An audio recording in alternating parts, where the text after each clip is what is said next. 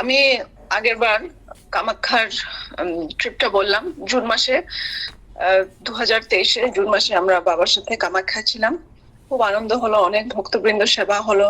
বাবা বাবার সাথে এটাই লাস্ট কামাখ্যা মানে ট্রিপ ছিল। বাবা আগে 1980 সাল, 1970, 1970s, তারপর 1980s মানে বাবা কামাখ্যাতে 8 বছর সাধনা করেছিলেন।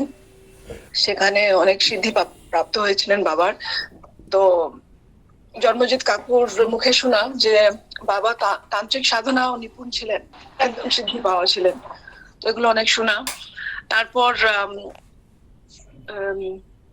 কামাখ্যার ইয়ে করার পরে আমি লন্ডনে ফিরে যাই জুন মাসে। তো 1 মাস জুলাই আমি চাকরিতে কর্মযোগে আমি ব্রত ছিলাম। তো আমি জানি যে সে বছর 2023 জন্মোৎসব যেটা বেনারসে হবে, রামনগরে। তো সেটাতে আমার আশা হবে না, এটা আমি জানতাম, কারণ জাস্ট জুন মাসে আমি ছুটি পাওয়া, তারপর আবার পরপর ছুটি তো পাওয়া সম্ভব না। তো আমি জেনে শুনে অ্যাপ্লাইও করিনি, যে আমি জানতাম আমি ছুটি তো অসম্ভব পাবোই না, কারণ জুন মাসে আমার অলরেডি অনেক ছুটি নেওয়া হয়ে গেছে। তো আমি মানে একটু কিছু কিছু বলিনি, কাউকে কিছু বলিনি, অ্যাপ্লাইও করিনি। তারপর 5 তারিখে তখন বাবা রামনগরেই ছিলেন। সঞ্জয়দার একটা ফ্ল্যাট ছিল, গণপতি অ্যাপার্টমেন্টস, সেটাতে বাবার জন্য কিনা হয়, মানে ভাড়া নেওয়া হয়েছিল ফ্ল্যাটটা। তো সেখানে বাবা ছিলেন, আর সমস্ত ভক্তবৃন্দরা আসা শুরু হয়ে গেছিল মানে বাবার জন্ম উৎসবের জন্য। তো তিন 3 তারিখ, 3 অগস্টে বাবাকে আমি লাঞ্চ ব্রেকে, আমার হসপিটাল ডিউটি চলছে এখন, লাঞ্চ ব্রেকে আমি বাবাকে ফোন করি। তখন বাবা আমাকে ফোনে জিজ্ঞেস করে যে আমার টিকিট কখন, আমি কখন আসছি, মানে ডিটেলস কিছু বলিনি, শুধু বলছে তোমার টিকিট কখন। তখন শোনার সঙ্গে সঙ্গে বাবার মুখে আমার খুব খারাপ লাগলো যে বাবা চাইছে যে আমি জন্ম উৎসবটাতে আসছি, কিন্তু এদিকে আমার ছুটিও অ্যাপ্লাই করা হয়নি, টিকিটও কাটা হয়নি, কিছুই হয়নি। তখন ফোন কলটা রাখার সঙ্গে সঙ্গে আমি খুব ব্যাকুলিত হয়ে বাবাকে স্মরণ করলাম, রাধারানীকে স্মরণ করলাম, যেন আমি আসতে পারি জন্ম উৎসবে। তখন লাঞ্চ ব্রেক সেরেই আমি প্রথমেই যাই আমার বসের কাছে, হসপিটালের বসের কাছে, আর আমার কলিগের কাছে, যে আমি 1 সপ্তাহের জন্য আমাকে ইমার্জেন্সি মানে ইন্ডিয়াতে আবার যেতে হচ্ছে, আমাকে আপনারা ছুটিটা কাইন্ডলি গ্র্যান্ট করুন। মানে এটা খুব মানে অ্যাকচুয়ালি আমরা ছুটি অ্যাপ্লাই করি 4 সপ্তাহ আগে, 4 উইকস আগে ছুটি অ্যাপ্লাই করা হয়, আর ছুটি সেটাও কাভার নিতে হয়, ডক্টরের কাভার। তো আমি মানে হাফ অ্যান আওয়ারের মধ্যে আমি এটা অ্যারেঞ্জ করতে পারলাম, যে ছুটি পেয়ে গেলাম। তো এটা তো খুব মানে আশ্চর্য ছিল যে আমি কি করে ছুটি পেলাম। তারপর যাই হোক, সঙ্গে সঙ্গে টিকিট কাটা হলো। টিকিট কেটে আমি 3 তারিখে ফোন করলে বাবা ডাকলো, আমি 5 তারিখে এসে পৌঁছালাম বেনারসে। এটা রাধারানীর আর গুরুদেবের বিশেষ কৃপা ছিল, যে প্রার্থনা করলে সবকিছুই সম্ভব হয়। যে এটা একটা মানে প্রমাণ যে যদি কোনো মানে মানে সত্যিকারে যদি প্রার্থনা করে মানে তাহলে গুরুদেব সে প্রার্থনাটা সত্যি শুনে। তো যাই হোক, আমরা আসলাম, খুব সুন্দর জন্মোৎসব হলো। আর সেই জন্মোৎসবে আমি তো একা এসেছিলাম 5 তারিখে, কিন্তু 8 তারিখের দিন আমি দেখলাম যে হঠাৎ এসে উপস্থিত আমার মানে অঙ্কুরন, জুন, পামেলা, ওরাও লন্ডন থেকে ওরাও চলে এসলো, ওরাও অ্যাটেন্ড করলো। এটা কি করে সম্ভব হলো আমি নিজেই বুঝতে পারিনি, যে লাস্টলি আলটিমেটলি আমরা সবাই আসলাম, কিন্তু কারো আসার কোনো প্ল্যান ছিল না। আচ্ছা, সেদিন জন্মোৎসবের দিন সন্ধ্যার দিকে যখন প্রোগ্রাম হচ্ছিল, তখন একজন মুম্বাই থেকে এক মা এসেছিলেন। এই মাটা কিন্তু অনেক বিখ্যাত একজন অভিনেত্রী বলিউডের। তো বাবা আমাকে নিযুক্ত করলো, ওনার সেবা যত্ন আমাকে দায়িত্ব দিল, বললো যে ওনার সাথে বসে তুমি ডিনার করবে, আর ওনাকে তোমার রুমে একটু জায়গা দেবে, উনি বিশ্রাম করবে। তো আমি বললাম ঠিক আছে। তারপর বাবা হঠাৎ একটু পরে উঠে লিফটের দিকে যাচ্ছে। তো আমি বাবার কাছে গেলাম ছুটে। তখন বাবা লিফটের ওঠার সময় আমাকে বলছে তুমি মাকে নিয়ে এসো, মাকে নিয়ে। আমি বললাম বাবা আমি আসছি, মাকে নিয়ে আসবো, তোমাকে লিফটে পৌঁছিয়ে দেই তোমার রুমে, তারপর নিয়ে আসবো। এই যে একটু আমি দেরি করলাম, 15-20 মিনিটের ডিলে, তাতে আমি দেখলাম, এসে দেখি অ্যাক্ট্রেস নেই, অভিনেত্রী নেই, কোথাও খুঁজে পাচ্ছি না। অনেক খুঁজলাম। তারপর আমার খুব খারাপ লাগলো যে আমি গুরুর আজ্ঞাটা আমি পালন করতে পারলাম না। তো এখান থেকে একটা শিক্ষা হলো আমার, যখন গুরু আমাদেরকে কিছু আজ্ঞা দেয় বা কিছু কাজে কোনো নিযুক্ত করে, আমাদেরকে সেটা মানে সর্বপ্রথম ওই কাজটাই করতে হবে। আমরা যদি ডিলে করি যে আমি এটা কাজটা ঠিক আছে গুরুদেব বলেছে একটু পরে করি, আমার কাজটা সেরে নেই তারপর করি, সেটাতে অনেক সময় লেট হয়ে যায়, সেবার সুযোগটাই চলে যায়। তো এটা আমি খুব বড় শিক্ষা পেলাম যে গুরুদেবের কথাটা মানে অবহেলনা করাটা চলবে না। ঠিক আছে, তারপর জন্মোৎসব 1 সপ্তাহ শেষ করে আবার আমি ফিরে আসি লন্ডনে। আচ্ছা, তারপর আবার আসা হয় অক্টোবর মাসে, 27 অক্টোবর থেকে 31 জানুয়ারি। এটা হচ্ছে একটা মানে 3 মাসের জন্য আমি আবার আসা হয়।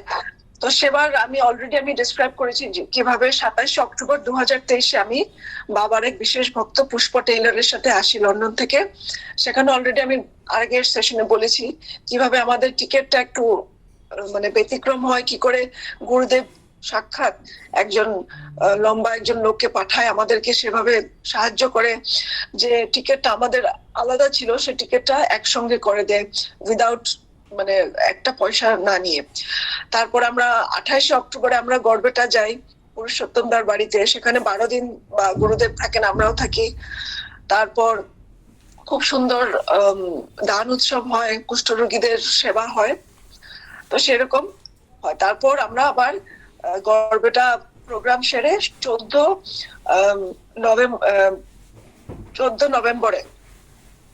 নভেম্বরে মানে প্রথমে 11 নভেম্বর আমরা কলকাতা আসি, তারপর 14 নভেম্বরে কলকাতা থেকে আমরা পুরী আসি। তারপর এই সমস্ত উৎসবটা আমি মানে পরপর বাবা মানে ভ্রমণেই ছিলেন একটার পর একটা। তখন আমি একটা ঘটনা এখানে বলছি। 16 নভেম্বর একটা হলো, বিশেষ একটা লীলা হলো, মানে এটাও আমার একটা শিক্ষা ছিল। 16 নভেম্বরে আমি পুষ্পাদি আর দিলীপদার কলকাতায় একটা প্রেস আছে, তো দিলীপদা কলকাতায় বাবা বললেন যে ওনার প্রেসটা তুমি দেখে আসো। আর আমাকে আরেকটা কাজ দিলেন কি, বাবার একটা যে লিফলেট আছে, লিফলেটটা আমাকে বললেন এটা তুমি ইংলিশটাতে কারেকশন করে এই কারেকশন গুলো করে তুমি প্রিন্ট আউট করে নিয়ে চলে এসো, মানে স্যাম্পল কপি প্রুফ একটা নিয়ে এসো। এটা আমাকে বাবা বিশেষভাবে আমাকে কাজ দিলেন। কিন্তু আমি বাবার কাজটা যদিও হাতে নিলাম, কিন্তু আমি পুষ্পাদের সাথে আমি মানে কলকাতা সাইট সিং এ আমি একটু ওইদিকে একটা মনটা একটু ওদিকে একটু মানে ডিস্ট্রাক্ট হয়ে গেলাম। আর প্রিন্টিং প্রেসটা দেখে প্রিন্টিং প্রেসের মানে কিভাবে লে আউট ওগুলো সব দেখছি, তো আমার অ্যাকচুয়ালি আমার ধ্যানটা পুরোপুরি বাবার কাজে ছিল না। আর বাবা যে কাজটা আমাকে দিয়েছিল এই কারেকশন গুলো করবে, আমি কারেকশন গুলো যদিও বলে দিলাম যে লোকটাকে যে প্রিন্টিং করবে ওনাকে বলে দিলাম, কম্পিউটারে উনি করে দিল, কিন্তু আমি খুব উপরে কাজটা করছি, মানে আমি ডিটেইল ভাবে যেভাবে আমার করা উচিত সেভাবে আমি করিনি। তারপর যাই হোক, আমরা সেদিন একটু বেড়াতে গিয়ে আমরা একটু হারিয়েও যাই, তারপর আবার আমাদেরকে দিল্লিতে আমাদেরকে খুঁজে বের করে এগুলো সব হচ্ছিল।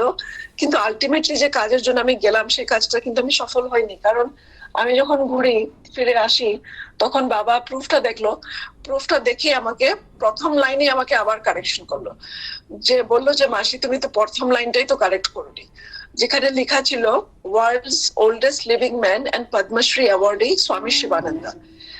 সেই লাইনটা কারেকশন করে বাবা বললো এই লাইনটা হবে ওয়ার্ল্ডস ওল্ড ম্যান স্বামী শিবানন্দ। তা পদ্মশ্রীটা আমাকে সরিয়ে দিতে বলেছিল, সে কথাটা আমার মাথার থেকে চলে গেছিল, তো আমি কারেকশনটা করিনি। আর বাবা সঙ্গে সঙ্গে যে ভুলটা, আমি বাকিগুলো সব ঠিকই ছিল কিন্তু প্রথম ভুলটাই আমি শুদ্ধ করিনি, সেটাই বাবা স্পট করলো। তখন বাবা আমাকে জিজ্ঞেস করলো কেন আমি কারেকশনটা করিনি। সাধারণত বাবা জিজ্ঞেস করে না এরকম প্রশ্ন, কিন্তু আমাকে জিজ্ঞেস করলো কারণ এটা তো একটা শিক্ষা ছিল, মানে এটাতে আমাকে রিফ্লেক্ট করার জন্য বাবা বললো যে কেন কাজগুলো ঠিকঠাক করতে পারি না, কেন ভুলভাল কাজ করি। তখন আমি সেটার উপর একটু রিফ্লেক্ট করলাম যে আমি একটু রিল্যাক্সড হয়ে গেছিলাম, আর আমি বেশ খুব মনটা আমি মনোযোগ দেইনি। তো আমি চুপ, মানে কিছু বলিনি। তারপর একটু পরে বাবা বলল, বাবা যে কাজ করছে সেটা হচ্ছে নিষ্কাম কর্মযোগ, আর নিষ্কাম কর্মযোগটা পালন করতে হবে। তো বাবা নিজের মানে জীবনের উদাহরণ দিয়ে আমাদেরকে শেখায় নিষ্কাম কর্মযোগ মানে কি। এই যে বাবা যে লিফলেট কাজ করতে দিল, সেটা হচ্ছিল জগতের মঙ্গলের জন্য। এটাতে বাবার কিছু নিজস্ব কিছু নেই পাওনা। তো এটাই একটা বড়। তারপর আরেকটা কথা বললো,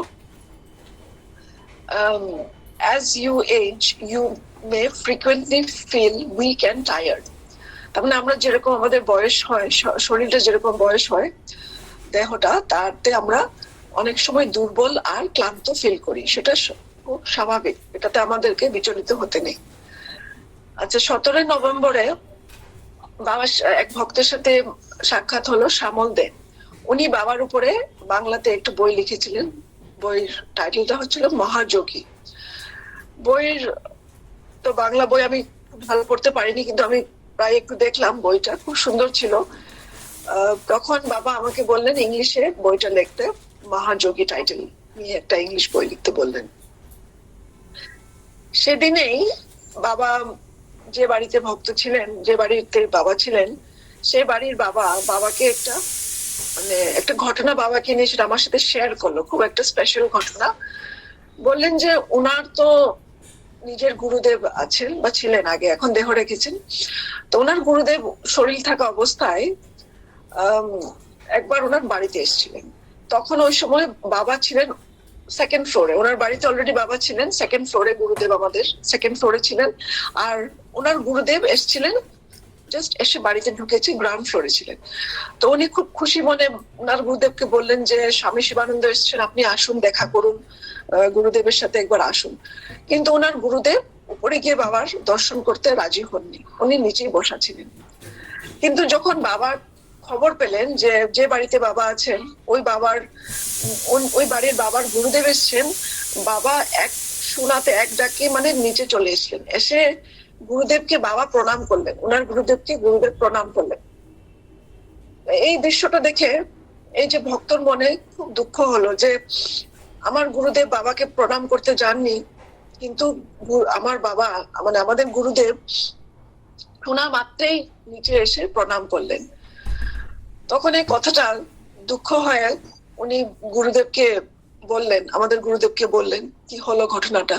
তখন বাবা বললেন আমি মন দেই না কে কি করলো না করলো। বাবা সবার মধ্যে নারায়ণ দেখেন, সাক্ষাৎ নারায়ণ। কিন্তু এই যে ইগো প্রবলেমটা বাবার কখনোই ছিল না, এই ইগোইজমটা, এটা একটা মানে বিশেষ বাবার থেকে শিখা যে আমাদেরকে ইগোইজমটা ত্যাগ করতে হবে।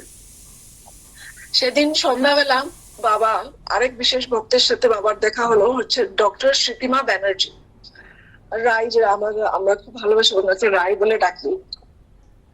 তো সেদিন বাবা বললেন রায়কে, আমি এটা নোট করে রেখেছি, all are gods, god is everywhere, not only in ঠাকুর ঘর। all are unconscious regarding this, but Baba is conscious regarding this. তার মানে সবখানে ভগবান আছেন, বর্তমান সব দিকে। খালি ঠাকুর ঘরে যে ভগবান থাকে সেটা না, আমরা সবখানে সবার মধ্যে ভগবান আছে।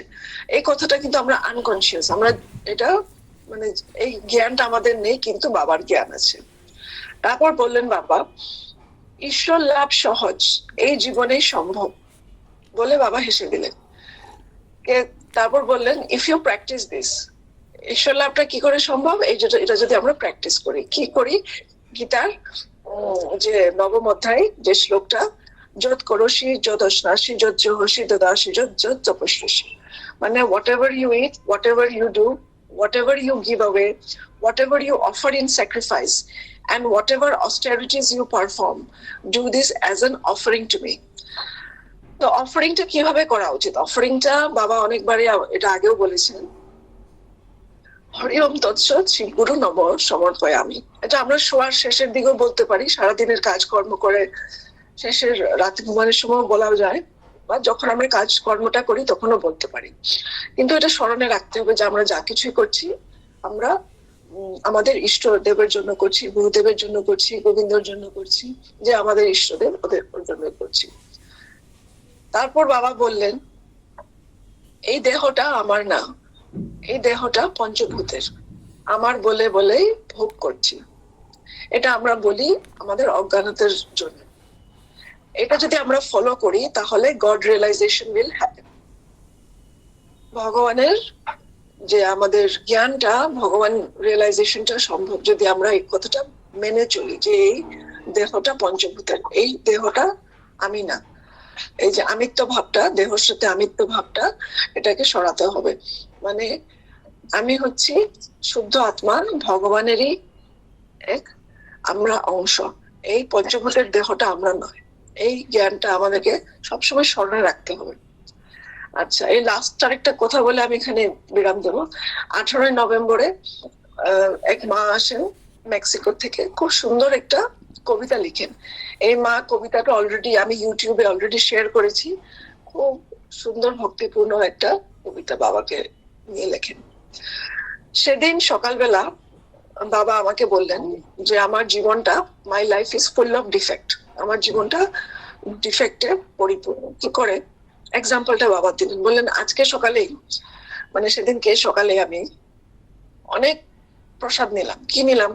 আপেল, কলা, কমলা, সীতাফল। আর সেটা বাবা দেখলেন যে আমি অনেক ফল খাচ্ছি। তখন বাবা আমাকে বললো যে তুমি গুগল করে দেখো, গুগল মানে কম মোবাইলে দেখো, মানে হার্মফুল ইফেক্টস অফ কার্বাইড। আমরা যে ফল খাই, আমরা ভাবি ফল খাচ্ছি খুব ভালো কাজ হচ্ছে, আমরা ফল খেয়ে সুস্থ হচ্ছে। অ্যাকচুয়ালি এটাতে ক্ষতি হয়। ফলটা একটু অল্প করে খেতে হয়, কারণ ফলে থাকে কার্বাইড। তখন আমি গুগলে, সত্যি আমি ডাক্তার, আমি পড়াশোনা করেছি, শিক্ষিত, যদিও আমার জ্ঞানটা এত যে নেই, আমি এইগুলো কোথায় জানি না, যে বেসিক কথাগুলোই জানি না, যেটা বাবা আমাকে মার্গদর্শন দেখায়। তখন আমি সত্যি সেদিন জীবনে প্রথমবার আমি গুগল করলাম হার্মফুল ইফেক্টস অফ কার্বাইড। ফলে যে কার্বাইড থেকে কথাটাও আমি জানতাম না, সেটা বাবাই বলা। তখন আমি সার্চ করলাম, যে দেখলাম যে এক্সেস কার্বাইড থেকে কি কি হার্মফুল ইফেক্টস হতে পারে। একটা হলো number 1 chronic hypoxia. Chronic hypoxia মানে শরীরে অক্সিজেনটা কমে যায়।